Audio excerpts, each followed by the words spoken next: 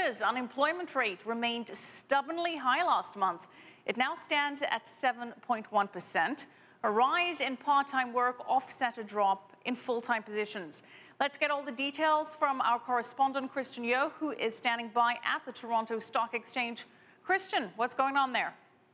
Well, Michelle, after a blistering performance and set of figures back in May, where we saw 90,000 jobs added to the Canadian economy, June delivered very little. In fact, on paper, we saw 400 jobs leave the Canadian market, although that's neither here nor there, given the margin of error with statistics like these. What's more interesting and perhaps more worrying is the huge swing now from full-time to part-time positions.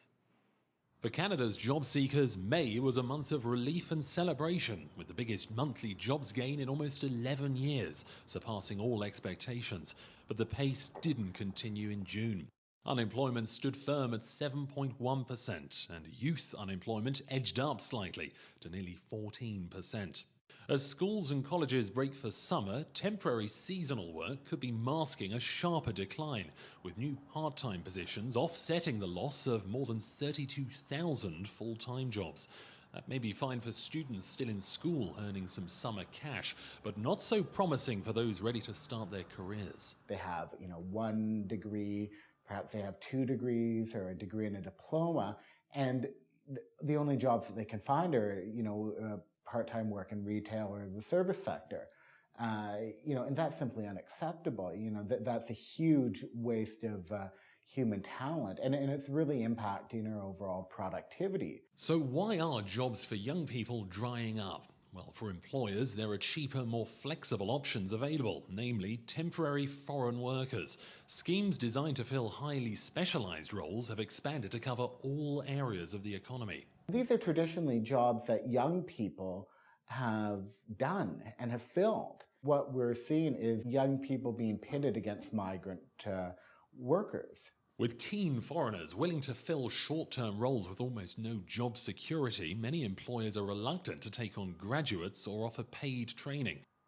Government-backed programs are addressing that by paying employers to hire young Canadians on a trial basis, a sort of state-funded internship.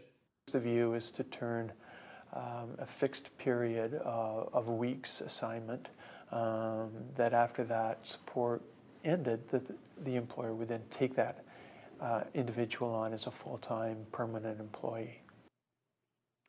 So after impressive jobs growth in May, the Canadian jobs market really came crashing back down to earth last month. The private sector, in a new mood of cautiousness, has been trying to cut on costs and is cutting jobs as a result. The government's doing all it can. It's obviously a big problem and a huge indicator of economic health.